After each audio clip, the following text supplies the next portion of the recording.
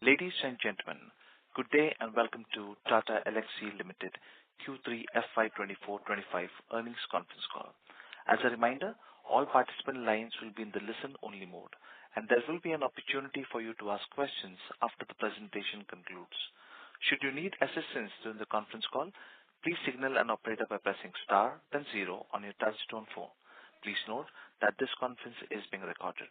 I now hand the conference over to Mr. Shashank Ganesh from EY. Thank you, and over to you, Mr. Ganesh. Thank you very much. Good evening to all the participants on this call. Good morning if you're logging in from the western side. Before we proceed to the call, let me remind you that the discussion may contain forward-looking statements that may involve known or unknown risks, uncertainties, and other factors. Therefore, it must be viewed in conjunction with the business risk that will cause further result performance or achievements that differ significantly from what is expressed or implied by such statements. To take us through the results and answer your questions today, we have the Senior Manager of Tata Elxsi, represented by Mr. Manoj Raghavan, Managing Director and CEO, Mr. Gaurav Bajaj, Chief Financial Officer, and Ms. Kaveri Sriram, Company Secretary. We will start the call with a brief overview of the quarter by Mr. Raghavan, followed by a Q&A session. We would appreciate your cooperation in restricting yourself to 2 questions to allow participants an opportunity to interact. If you have any further questions, you may join the queue and we will be happy to respond to them if time permits. With that, I would like to hand over the call to Mr. Manoj Raghavan. Over to you, Manoj. Thank you, Shashank. Good evening, everyone. Thank you for joining us this evening for the Q3 earnings call, and I hope that you and everyone in your family are safe and healthy. I'm happy to report that we have delivered a steady third quarter in terms of top line in a seasonally weak quarter. Our revenues from operations was reported at rupees 939.2 crores. During the quarter, EBITDA margins stood at 26.3% and PBT margin was reported at 26.1%. This was the first quarter in which the full impact of salary increases for all our employees was seen. Our margins in the quarter was also impacted by adverse currency movements in GBP, Euro and JPY. It is important to mention here that our margins in the previous quarter were aided by one-time R&D incentives and tax credits from previous years. We continue to see positive outcomes of a strategic business focus on Japan, emerging markets, and capitalizing on the India opportunity. During the quarter, our revenues from India has grown by 21.9% year-on-year, while Japan and emerging markets grew at 66.8% year-on-year. This will serve us well over the next few quarters, even as we navigate geopolitical uncertainty, currency volatility, and industry-specific challenges in Europe and US. Coming to our businesses, the automotive industry has seen significant business challenges in the past few months, with OEMs, especially in the US and Europe, reporting sales and growth challenges in their major markets. This has impacted new deal closures and the Tier 1 supplier spend. Amidst this business environment, Tata Elxsi continues to do well to win and execute on large deals won over this year and demonstrated differentiated values to customers to protect and grow our revenues in a difficult quarter for the entire automotive industry. During this quarter, our transportation business grew 0.5% quarter-on-quarter in constant currency terms. In the last quarter, we announced an offshore development center for Suzuki Corporation, Japan, to support their global technology, software, and engineering development. Suzuki's CTO, Kato-san, highlighted the importance of the center as a strategic and core component of Suzuki's innovation strategy, helping it accelerate software and virtual development across connected, autonomous, and electric technologies. We are delighted to be launching our Avenir software-defined vehicle software suite at the CES 2025 conference, which is happening this week in Las Vegas, the premier global showcase for technology and innovation. Avenir encompasses a cloud-native virtual development platform and a hybrid global validation platform and is powered by the Snapdragon Digital Chassis platform in partnership with Qualcomm. We offer a compelling proposition of a ready-to-adopt solution coupled with deep digital and software expertise and scale talent base to help global OEMs shift left and accelerate the SDV and future mobility roadmaps. Our media and communication business reported a 0.4% quarter-on-quarter growth. We are positioned well to help customers in the media, entertainment, and telecom industry on all three levels of growth, efficiency, and innovation. We won a large multi-year deal with a US headquartered operator to develop and manage a portfolio of applications and expect to ramp this up over the next few quarters. We are positioned well in some very large deals across the world with decisions and outcomes expected in the coming quarter and beyond. Our healthcare and life sciences business reported a growth of 1.1% quarter-on-quarter. We continue to win new marquee healthcare customers, and our GenAI-powered regulatory, digital engineering, and sustainability offerings are seeing significant traction in the market. Our system integration business witnessed decision delays in some large projects that had a significant impact on revenues in the quarter. While we are aiming to win and execute them over this quarter and beyond, we continue to work on pivoting the business away from project-based to annuity and service-based revenue streams. In terms of our employee base, we continue to do well with attrition remaining low at 12.4% during the quarter on annualized base. During this quarter, we've added net of 85 employees into the system. We step into the fourth quarter of this financial year with confidence of large automotive deal wins in the year and quarter that will see continued ramp-ups even as we navigate the current volatility in the automotive market. The stability and return to growth in our healthcare and media and communication verticals and large strategic deals in the pipeline across all our key verticals. With this, we will open the session for Q&A. Thank you. We will now begin the question and answer session. Anyone who wishes to ask a question may press star and one on your touch-tone telephone. If you wish to remove yourself from the question queue, you may press star and two. Participants are requested to use handsets while asking a question. Ladies and gentlemen, we will wait for a moment while the question queue assembles. The first question comes from the line of Bhavik Mehta with JP Morgan. Please go ahead. Thank you. And so a couple of questions. Firstly, Manoj, if you can talk about the outlook for the auto vertical in terms of when do you expect deal closures to normalize or the ramp-ups to normalize, and we should go back to the kind of growth we saw in the first half. The second question is to Gaurav, if you can just give the margin walk for the quarter, and how should we think about the tax rate going forward, because tax rate has been quite low over the last couple of quarters. Thank you. Yeah, if I break the automotive market into two parts, right? One is, Europe. Europe in general, we see automotive market would take some time to recover. So I would say a quarter or a couple of quarters is where we see continued pain in the European market. The US market is seeing a little bit of traction. We are seeing some positive work happening, and that should recover maybe in a quarter or so.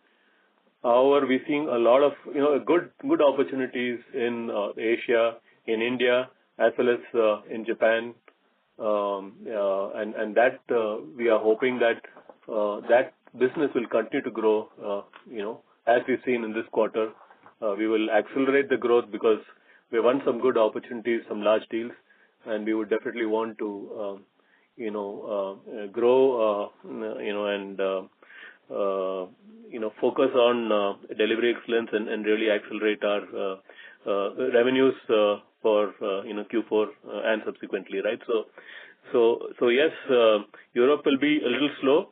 APAC, India will definitely accelerate. US will be steady. So that's the outlook for the automotive industry. From a margin perspective, I would request Gaurav to take that. Hey, Bhavik, hi. So Bhavik, I think what we alluded to, also Manoj mentioned that our constant currency basis we came flat. However, there had been adverse movement in some of the major currencies, in which we operate, specifically, Euro, Pound, and GPY, which has led to almost, 140 basis point impact on our margins. So most of the, differential margins that you see from the last quarter to this quarter on the operating EBIT basis is due to the currency impact. While this quarter also intakes the, the wage hikes that has been done by the company, which completes the wage hike cycle, for the company at overall, employee base, for this financial year. The wage hike impact was almost 100 basis point, but that was, also compensated and mitigated towards, through some of the other operating leverage and efficiency that we can, bring in towards pyramid optimization, utilization improvement, and also, the on-site salary cost also due to the currency movement help in terms of the reduction in the cost. So most of the wage hike has been compensated and, mitigated towards, through other means and, leverages that we have on the operating front. Apart from that, there is a slight increase in the other expenses because of the third-party contractor that we have to intake in this quarter for some of the positions that require to be fulfilled, where we don't have the required skill set. Probably over the period, we can, roll over those third-party contract with the, internal workforce. Also, some increase has happened on the travel and the visa front due to the renewals and some of the positions that require to be fulfilled at the on-site. This is almost other expense impact of 60 basis points. And apart from this, there is a reduction in the cost of goods sold, towards the equipment and others passed through the related, product revenue in the quarter. And there is a dip in the depreciation in the finance cost of another 1.5 crores. So both put together, cost of goods sold and the depreciation would, give you 45 basis points kind of a benefit into the margin. So in all total, there's a, impact of about 150 basis points, when you compare 25% EBIT last quarter to 23.5% this quarter. I think your second question was on the tax benefit and the tax rate for the, for the current period and for the full year. I think we stated at the start of the year that most of our SEZ unit has come out of the 100% benefit slab and has moved to the 50%. And we believe that this year, our tax rate would be upwards of 25%. As you know, last quarter it was lower because, of one-off, income tax refunds that we received last quarter. This quarter also tax rate slightly, being at the same level or slightly lower to the last quarter, being, on two accounts. One, due to the, differential in the deferred tax asset because of reduction in the depreciation and we don't, incurring any additional capex during the year, and also the M2M for the exchange related, profit that is not computed for the income tax purpose, when we do the tax provisioning. So that has led to the, the income tax rate for the current quarter at about 22.2%. With that, on a YTD basis now, tax rate has been at 24.1%. What we believe that quarter 4 will not have those one-time off unless, there is some other favorable tax orders that we can receive. On a normalized basis, I believe that our, tax rate would be upwards of 25%, probably 26%, but maybe for the full year, we may, exit the full year at the effective tax rate of something between 24.5% to 25%. Okay, that's very helpful. Thank you. Thank you. Next question comes from the line of Vimal Jamnadas Gohil with Alchemy Capital Management Private Limited. Please go ahead. Yeah, thank you for the opportunity. Sir, if you could help me with what was the mix of OEMs within our auto vertical for this particular quarter? You're talking of the revenues from OEMs, right? Yes, that's right. Revenues from OEMs has increased, I think, from 67% to 72% this quarter. Okay, so the large amount of the tier 1 continues to be a source of a challenge for us. Would that assumption be right? That is true. That is the industry trend that we are seeing. Especially in the Western world, the large tier 1s, they are not winning deals, and as a result of which they are outsourcing towards companies like us is also coming down. So a lot of our revenues, we are focusing on the OEM side. Yes, that's true. Right. And sir, in the auto vertical, most of your peers are also calling out a bit of softness. But are OEMs also relooking at their long-term spends on their EV architectures or their software architectures for, let's say, 4 years, 5 years out? Is that also being reconsidered? Or are some of the near-term, typically what we've seen in a soft auto market in EU or the US, is that the immediate capex on the existing platforms is cut. But in this particular down cycle of autos in the West, are you seeing some of the the EV platforms or the software platforms being reconsidered upon? Yeah, you're right. It is the near-term, projects that are being, reconsidered because, as you would have read, right, most companies are really looking to refocus back on ICE and hybrids. So that is where we see that some amount of reprioritization of their near-term, EV R&D budgets. Long-term EV strategy continues, but it's just the, near-term budgets that are being relooked at. And most of the projects that we are working on would be or towards the long-term initiatives of these OEMs, right? It's a mix. It's not that 100% of it is long-term, but it's a mix of both near-term and long-term. Understood. Thank you so much. I'll come back in the queue. Thank you. A reminder to all the participants that you may press star and 1 to ask a question.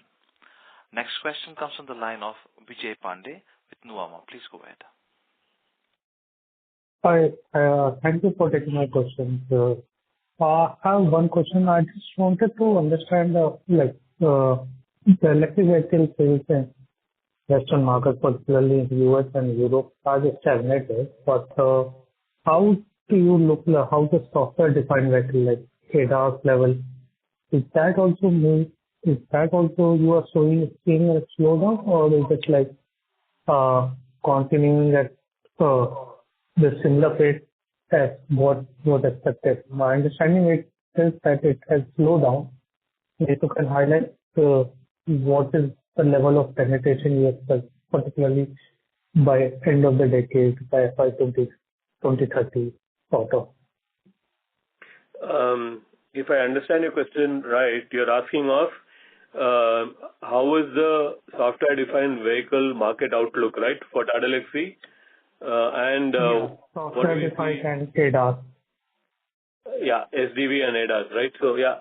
I think, Tata Elxsi has been investing in building our own SDV framework, right? And we have announced it in the Consumer Electronics Show, CES, this week.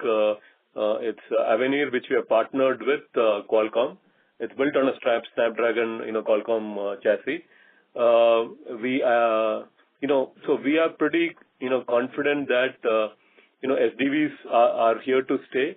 We have interest from many of our customers, not just the passenger car companies, but also commercial vehicles, because from a fleet management perspective, SDV makes a lot of sense. So we have ongoing customers where we are engaged on the SDV platform. Plus, we are also in discussions with a few OEMs, both passenger vehicles and commercial vehicle companies, to really, license the solution that we have and build over that so that we can give time to market benefits for our customers. So yes, I think SDV definitely there's a lot of interest. AD/ADAS is of course it's another area that we have been investing for quite a few years now. We see continued interest in ADAS opportunities from the OEMs to bring in differentiated solutions to the market. There's a lot of opportunities also on the verification and validation side of AD/ADAS. So that's something we believe that spend will continue. So if you ask me by 2030, what is the outlook? I would say, especially if EVs pick up, and definitely there will be SDV play both in the passenger car vehicles as well as in adjacent markets of commercial or off-road and other areas as well. So we continue to invest in SDV. Okay. Thank you. Next question comes from the line of Ritesh Poladia with Girik Capital. Please go ahead. Yeah, thanks for the opportunity. My question is on the automotive segment. So with China EV exports rising, maybe 2025 might be flat here.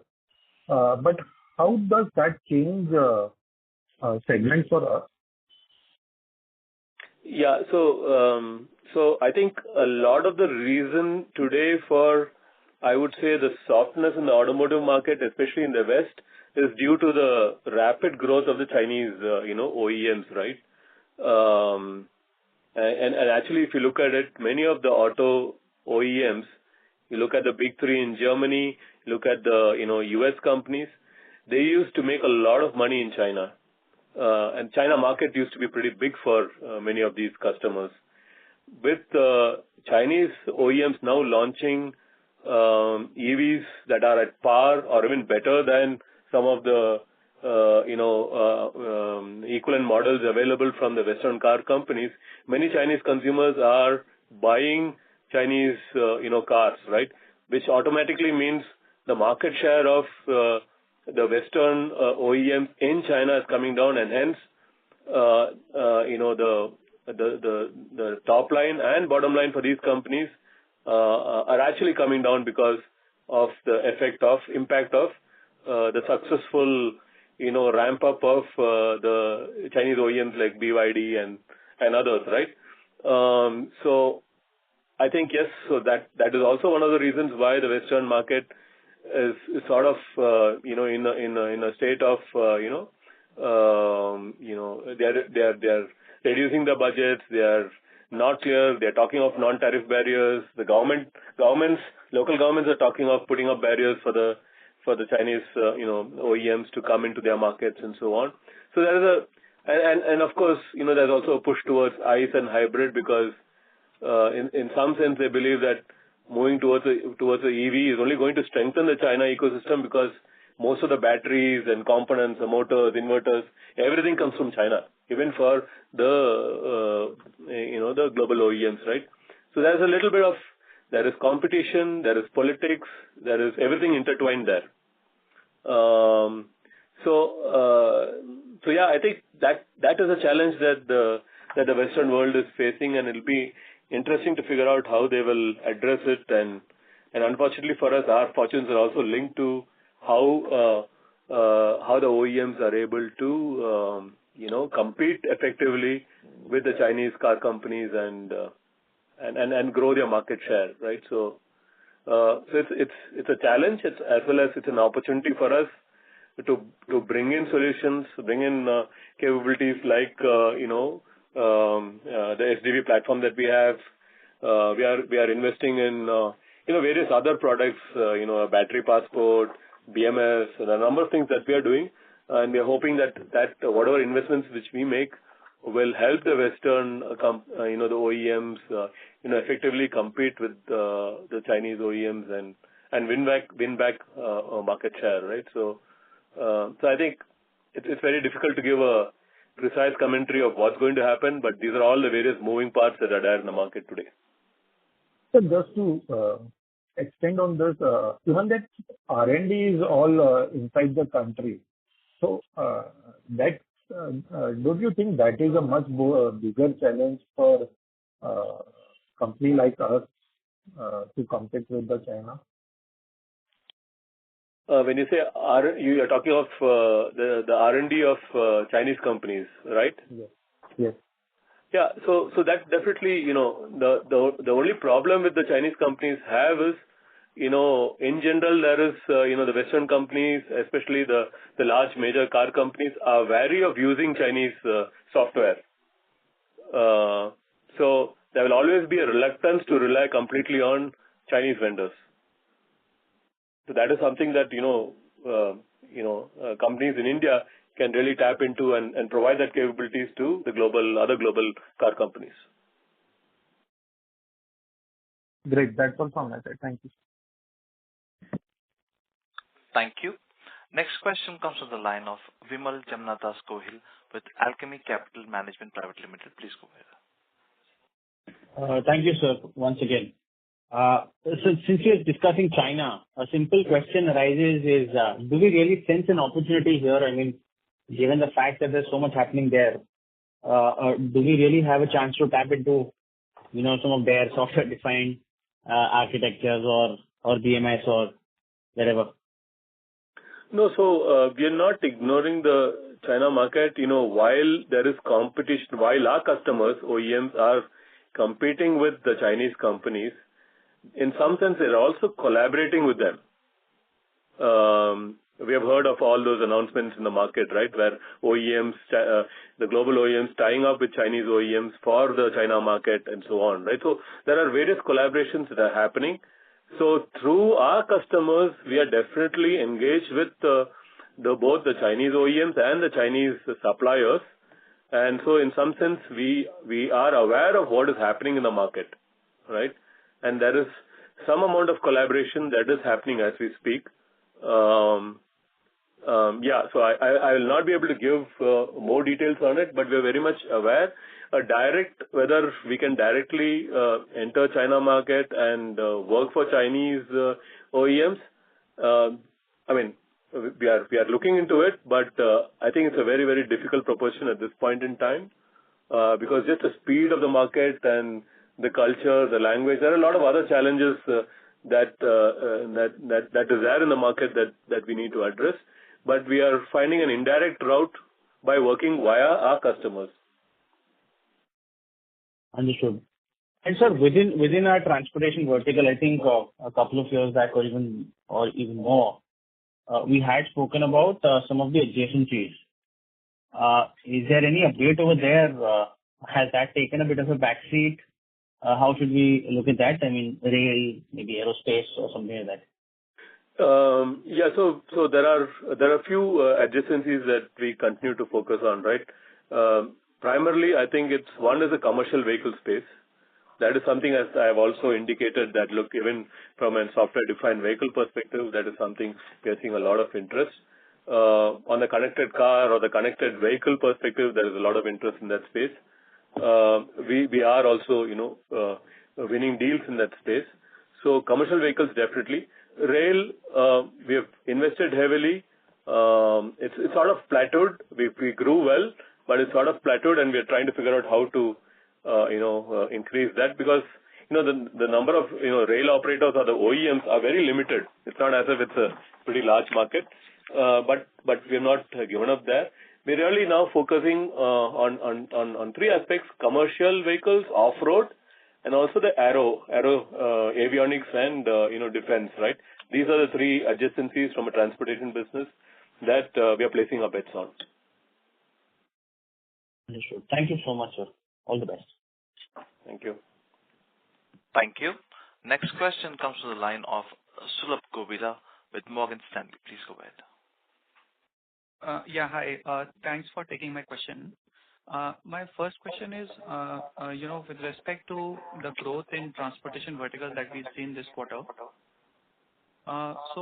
Just wanted to understand that if you were to break down this growth that we've seen, let's say compared to last 2 quarters, then this lower growth is more a function of the ramp-ups that were expected to happen, they did not happen on time, or those ramp-ups, they were as per plan, but there were other project deferrals or cancellations that were ongoing. Yeah, so yes, I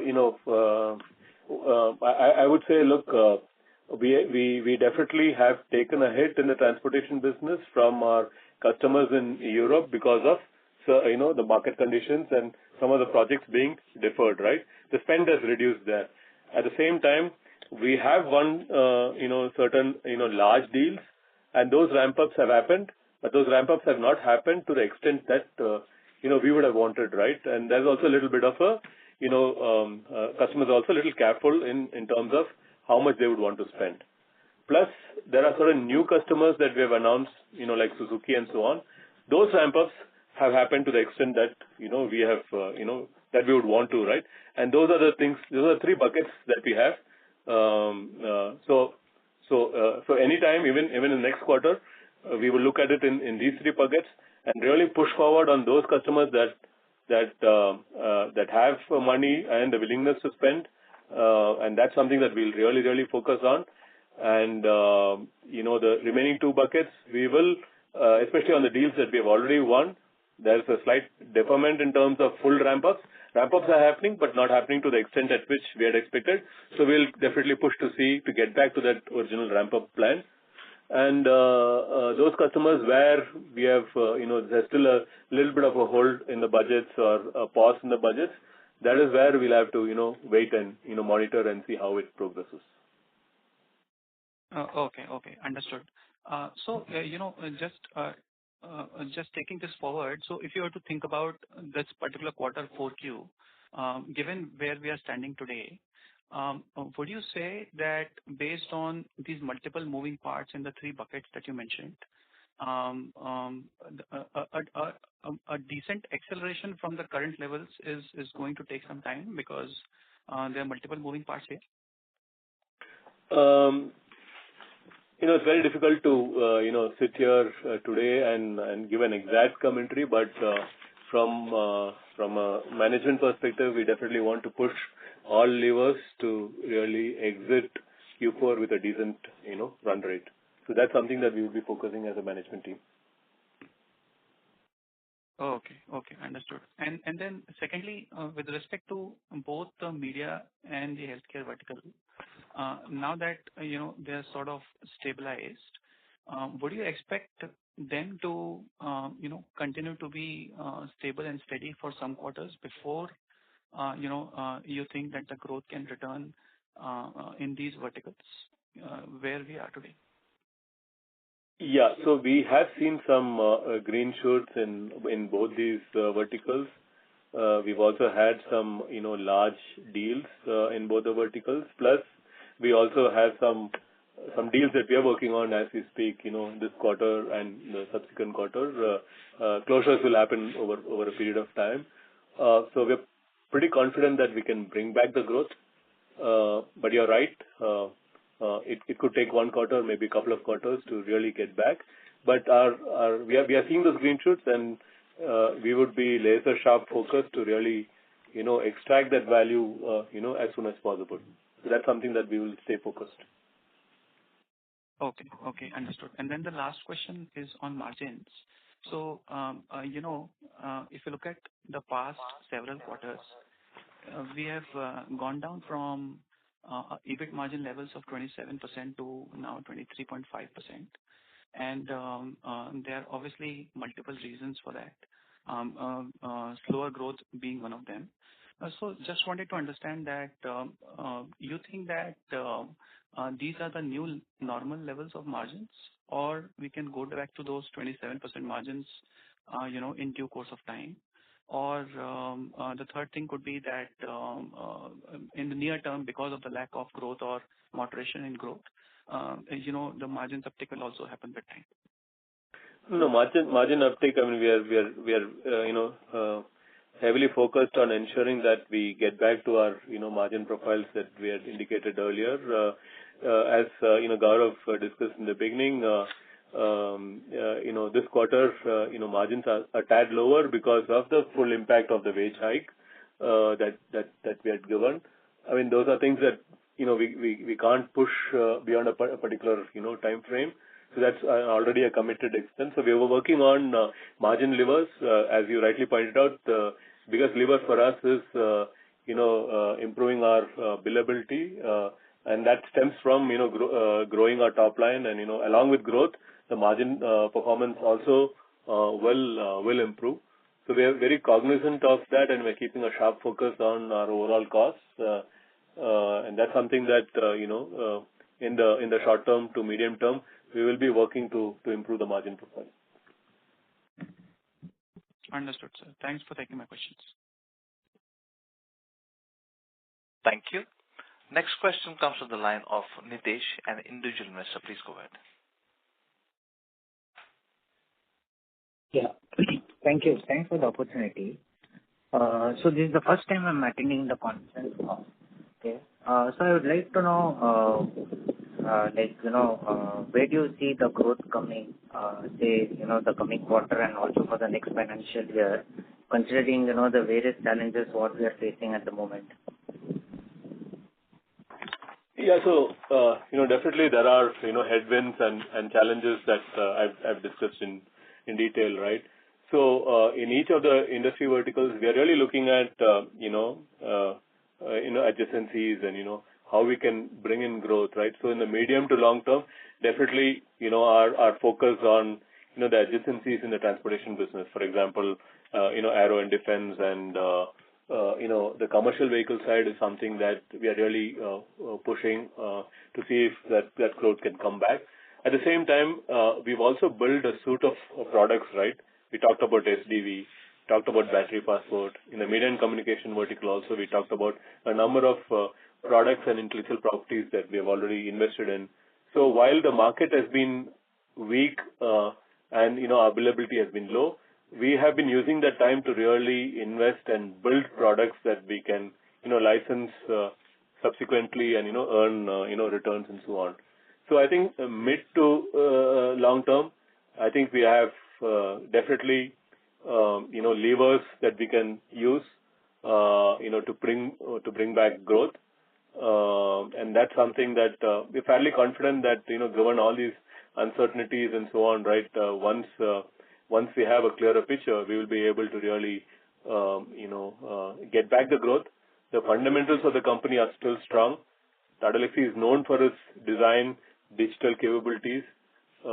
We still have a very good name with all our customers. Most of our projects are executed in a timely manner. They are green projects. Our customer satisfaction is almost at the rate of 4.75 out of 5. So we are tracking all of those parameters, and all of those parameters are green for us. It's just a question of latching on to the growth engines and delivering that value. We're fairly confident that we'll be able to get there. Okay, thank you. I just have one more follow-up question. Okay, so are you looking for any acquisition considering the cash we have on the books of around 1,000 crores? And second is, how much are we dependent on JLR? Okay, so from the OEM perspective, are we heavily concentrated on JLR? JLR is definitely one of our significant customers, no doubt about it. But there are a number of other OEMs as well that we work with. So I think over a period of time we are sort of ensured that our dependence on JLR as an account has actually come down. So I think we're fairly. I'm happy with the level at which we are operating with JLR today, and at the same time also happy with the growth in other OEM accounts. So I'm not overly concerned about that. Regarding M&A and acquisition, yes, we continue to look out and scan for opportunities, especially in adjacencies and new areas that we want to invest in. Typically, we are looking for small-sized companies. We don't believe in that a big bang acquisition. So we will be careful, and it has to be a rational why we acquire a company, and it has to result in positive business outlook. So there are a number of filters that we have. In general,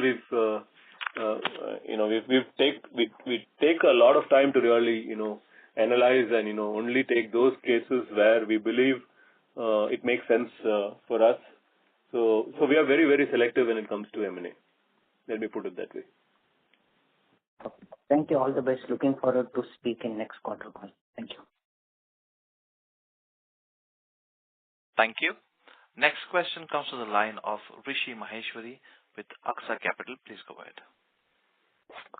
Thanks for taking my question. Sir, just got off a call from the TCS who mentions that the current quarter gives them significant hope of quick deal wins, low deal cycles, improvement in discretionary spend, and categorically speaking about CY25 is going to be much better than what they've seen in CY24. Now, from your commentary, we're not gathering the same confidence so far. I may have not been able to understand it in the same vein. So we're just trying to understand whether, is it largely, I understand 50% is automotives and that is still reeling under some form of pressure. But having said that, you've also mentioned in your press release that the Japanese and emerging markets deal wins gives you enough confidence for the near term. So help us understand and reconcile that thought that, this is 1 year where perhaps we're looking at single-digit growth itself. So what can accelerate this to a double-digit growth for, if not this year, at least the next year? What are you looking at? Are you sensing the same forms of, market sense that TCS has been speaking of? Yeah, I've not heard the TCS presentation, so I can't comment on that. But definitely, as you said, 50% of our revenues come from the automotive segment. And the major markets there, which is, Europe for us, is definitely, we are seeing a slowdown. Now, and whether we'll get a better clarity after a quarter or a couple of quarters. At this point in time, it's very difficult. And that is also the reason why I cannot categorically say that, look, automotive market will definitely, do well, right? Especially Europe. But however, as I said, Japan, India, and, the rest of the world and US, we see a lot more positive indications. And that is something that we believe will drive our, growth in the transportation business for the next financial year. Now, whether that growth will overcome, any sort of slowness that we see in Europe is something that we have to wait and watch. Sure. And just at the cost of reiteration, aside of the automobile, you mentioned that whether it's healthcare or whether it's media and communication, in those verticals, you've seen a distinct turnaround versus what we've seen in Q3. Am I right? Yes. So you're seeing that, at least there are green shoots, at least there are deal wins happening, revenues are growing. So those are all positive indications for us. And margins, you've alluded to getting back to between 25-26% in the near term, barring the one-offs that you had spoken of in the earlier remarks of your call. You would expect now that the wage cycle is behind you to get somewhere between in the vicinity of 25% plus. Is that a fair understanding? Yeah, I think that is a fair understanding, and that is our plan to, get back to those kind of the margin. I think Manoj also mentioned during the previous question that I think the priority for us is to, improve our billability and utilization, and that will come from, improving our top line. So there are enough, margin levels available for us to, get back to our, those band of margins, in the short to mid term. Thank you so much. Thank you. A reminder to all the participants, please restrict yourself to 2 questions only. Next question comes from the line of Vijay Pandey with Nuvama. Please go ahead. So thank you for taking my question. Okay, I just wanted to understand about the US market. So probably after the new government here in place, are you seeing any improvement in the automotive market and any deal breakthrough that you may think that is going on that may come over the next quarter or coming quarters? Like Europe is weak, but any update if there is any turnaround in the US market? Your voice was breaking, so your question is, whether we are seeing any turnaround in the US market, right? Yes. Yeah. Yeah. So, and with the new government of, Trump coming in, and what is that impact, right? So I think for us, US market is important because all the 3 verticals, which is automotive, the media and communication, and the healthcare, has a significant presence in that particular market for us. So both, media and communication and healthcare, we also have a sizable, customer base and, large deals happening in the US geography. So I'm pretty, confident that, and we're continuing to invest in the US geography, right, in terms of, sales, enhancement of the sales team and, a number of things that we are doing in the US market to really ramp up our business in the US.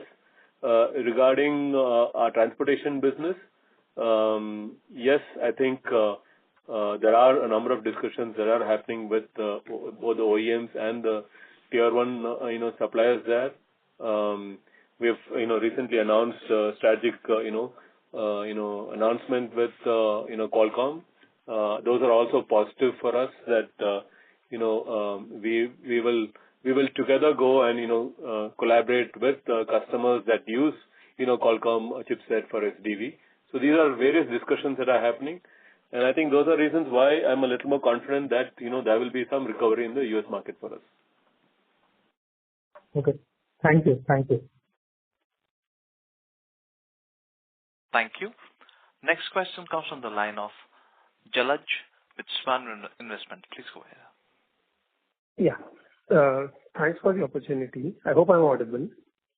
Yes. Yeah. So my first question was with regards to this quarter in particular, if I were to see and even Q2, the growth is being predominantly driven by customers which are X of top 10. So could you throw a little light onto that as in geography-wise or maybe how do I match this with the growth coming from what sort of clients specifically? So that was first question. Yeah, let me answer that before you go. And, as I rightly said, look, a lot of the growth for us this quarter has come in from, Asia Pacific region and Japan and so on, right? So these are all set of new customers that we have added, and that is why they will not form the part of the top 10 account for us, right? And a lot of the top 10 accounts are auto companies that are based in Europe, as well as US. And so the sort of, general economic situation there results in, that, there's a dip in, in some of those accounts, and that's causing that top 10 to drop. Understood. And my second question was with regards to the other verticals. So maybe first I'll talk about transportation. So your discussions with clients, are they happening basically specifically to the European clients? There has been a steep cut in the budgets on the ER&D spends, or there's a reprioritization of this spend. How is the discussion particularly happening there? Because I'll tell you why I'm asking this is because under pressure, ideally the companies should be spending a lot more or trying to defend their market specifically. No, that's a theoretical way of looking at it, right? That doesn't happen, often, when for example, if, car companies have been investing heavily on the EV side and suddenly they see that, look, Chinese companies are coming into their own home country and, selling cars. So there is a little bit of a rethink on their overall strategy. Do they invest more on hybrids and ICE and then, talk to the governments about, tariffs and, ensuring that, the Chinese car companies are not able to sell. So there are a number of things that are happening in the market.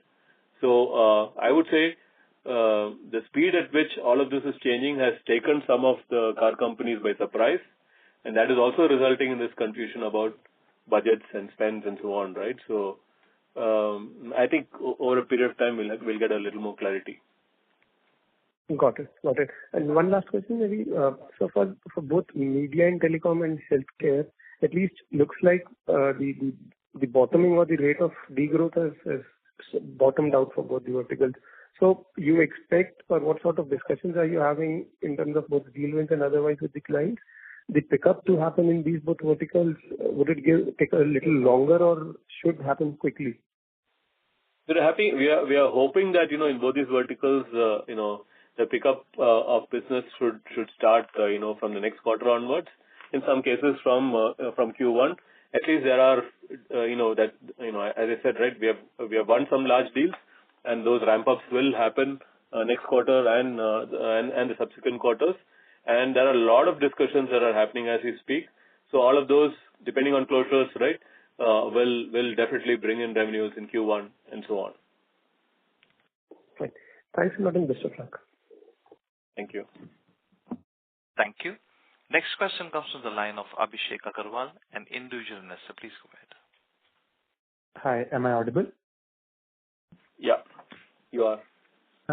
Yeah, so just wanted to understand in the auto segment, if I take, let's say, US and Europe as one cluster and India and other emerging markets where we're seeing good growth as another cluster, how would you, just wanted to get an idea of the differences in these two clusters in terms of let's say, competitive intensity, pricing power, from the perspective of Tata Elxsi, and billability or price sensitivity in general? No, we don't, especially in Japan and so on, we don't see that much of an issue with respect to pricing. Of course, in the Indian market, we definitely see, pricing will be an issue. But we're managing it, ensuring that, look, our exposure towards different markets are also based on, what sort of price realization we can achieve, right? So we don't see too much of a difference between in the Western world, right, whether it's Japan or Europe or US. So I think, and of course, competition intensity is definitely, higher in the Western world because the barriers to working is not there. There is no language, culture, all of those barriers are not there. But if you, go to work with a company in Japan, you have a lot of other barriers. It's not easy to work with Japanese companies unless you have a history of working with them and you understand their quality processes, expectations, language, culture, and typically Japanese companies, right, once you start working with them, it's typically a long-term engagement. They never sign a deal for 1 year and so on. It's usually a 5-year, a large, a commitment that is there from one company to other, right? So that's the advantage of working with companies in Japan. It takes time, but once you win deals with them, it's usually for the long term. Understood. That's all from my side. Thank you. Thank you. Next question comes from the line of Ajay Jain, an individual investor. Please go ahead. Hello. Thank you very much for taking my question. I have one question. There have been many collaborations with well-known companies in transportation, healthcare, and media, including setting up centers of excellence for the last many quarters. Why are we not seeing any monetization of these? Can we see anything on these lines in future? You are actually seeing monetization, right? And that is why, in spite of degrowth in, say, a major market like Europe, we are still able to show growth in the transportation business. That is exactly because of the monetization of all the deals that we have won. So it's wrong for you to say that you're not seeing that. Yes, at a company level, you may not see that because of certain markets not performing the way it was performing, right? So that's the reason. If you have not done these partnerships, if you have not done these deals, then we would have seen a massive degrowth in our business. Okay, but the growth itself is less than 1% or 2%. Yes, Mr. Jain, in a difficult market, it's a very difficult market out there in Europe and US. We have been able to show growth. This is a very credible performance, I would say. Okay, thank you.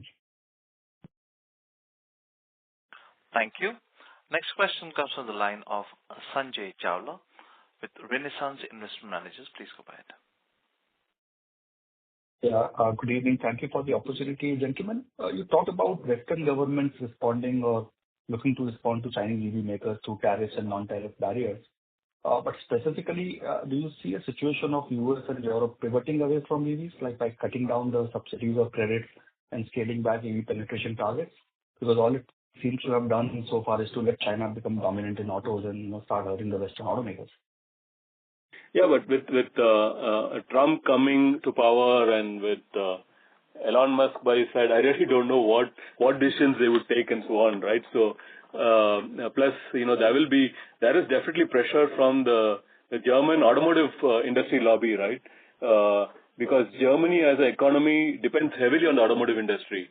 And there is a lot of pain out there with, job cuts and factory closures and so on and so forth, right? So definitely there's a lot of pressure on the government to take certain actions to ensure that the jobs are protected in those local geographies.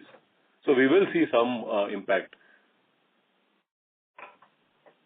So you think this tariff and non-tariff barriers essentially seems to be the way to go as of now? No, as you look it doesn't matter what I think or, I'm just saying I'm looking at what I'm reading and talking to people and so on, right? I'm not the politician who's deciding, but I'm just saying that is an opportunity, and I don't know whether it will happen or not. All right. Got it. Thank you. All the best. Thank you. Next question comes from the line of Shyam Ramakrishnan, an individual investor. Please go ahead. Yeah, good evening. In the previous con calls, it was mentioned that it was, difficult to exit. It might be difficult to exit FY25 with a better growth rate than FY24. So now that Q3 results are out, is there still any possibility that FY25 could end better, or is that a really optimistic view? No, I think FY25 will definitely be a soft, year. We were hoping, that, these headwinds that we're seeing in the automotive industry, we will still be able to find a way to recover. But with the Q4 performance, I think, with the Q3 performance, I think it'll be very difficult for us to pull, so much in Q4 to compensate for, the flatness that we're seeing, right? So, yeah, it'll be difficult, yeah. And just one final question. Going forward, I think maybe next 2 years or 3 years, will the tax rate be upwards of 24-25%? Is that the new normal?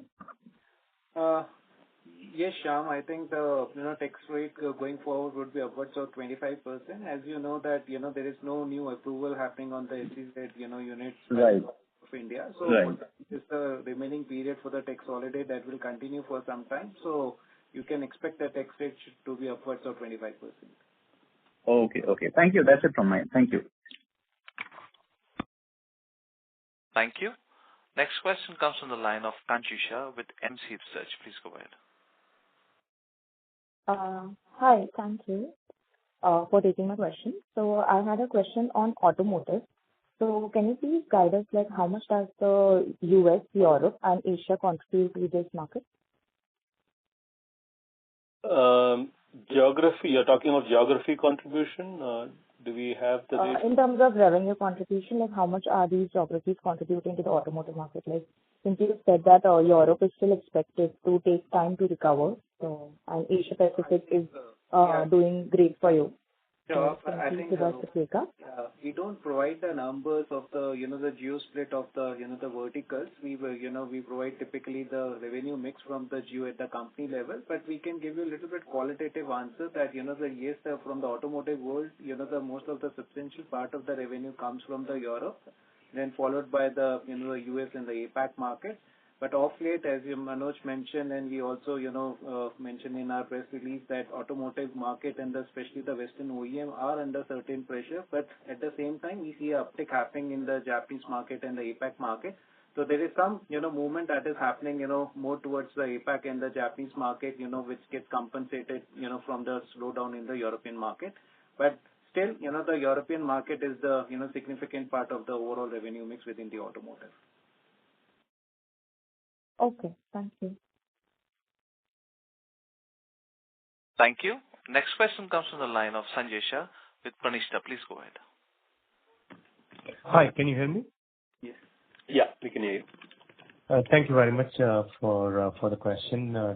Basically, I just wanted to try and understand what is his relationship or the tie-up or the collaboration that you have set up with CSIR National Aerospace, and how big can the opportunity be? If you could just elaborate on that. And is there a possibility for you to partner with many other such enterprises, be it in India or overseas, for the UAVs and UAMs?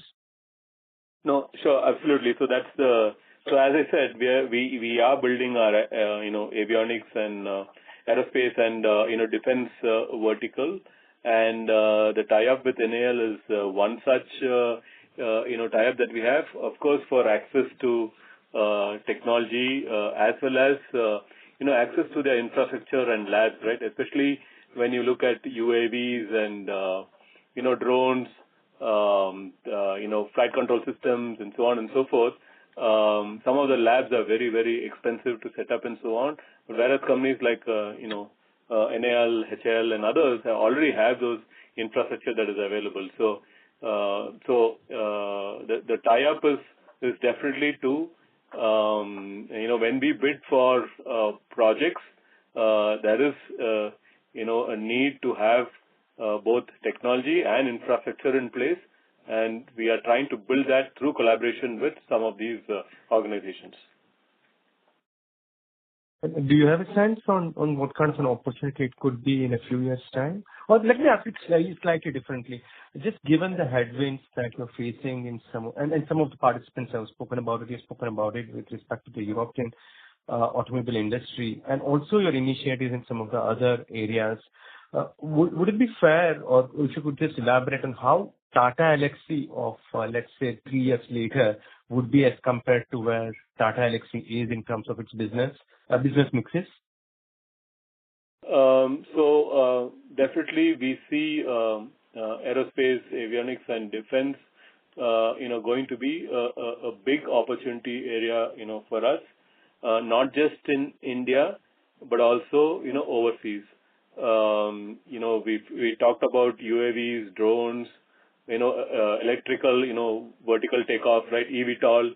These are all, very, very significant opportunity areas for us, 4 to 5 years down the line, right? When the technology matures and, so that is something that we are investing today. We have,